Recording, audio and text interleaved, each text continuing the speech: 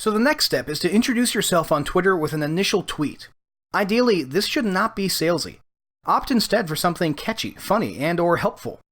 And consider using an image relevant to your brand for that first tweet. Remember, this will be the first time people have seen your brand on Twitter. You don't want it to look like an annoying advertisement. Make that first impression a positive one. Once you've done that, it's time to start implementing your Twitter plan. Start drafting those daily tweets, and keep in mind this is about consistent social media exposure over time.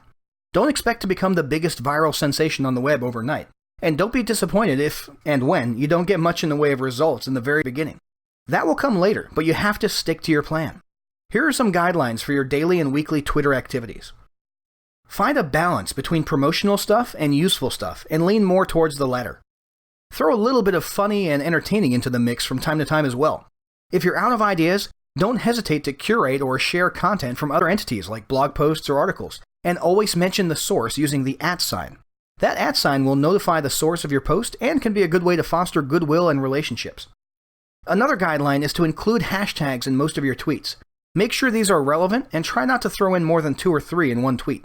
Statistics show that if you include more than that, you risk annoying people and losing engagement. Also, be generous with retweets. Retweets are great because they're an easy way to fill your weekly tweet quota and can also foster goodwill and relationships with other Twitter users. Be sure to include a comment explaining why you're retweeting or what your thoughts are. The absolute key here is remain consistent. You've got to be doing this stuff every single day. If you're worried about not being able to keep up with it, or maybe staying consistent and avoiding procrastination is something that you struggle with, definitely consider checking out a resource like Warlord's Social Suite, which we mentioned in the last video. This will be a good way to take the amount of time you have to spend on Twitter each week and consolidate it into about a half hour or an hour every week, which will definitely help you stick to your Twitter marketing plan consistently.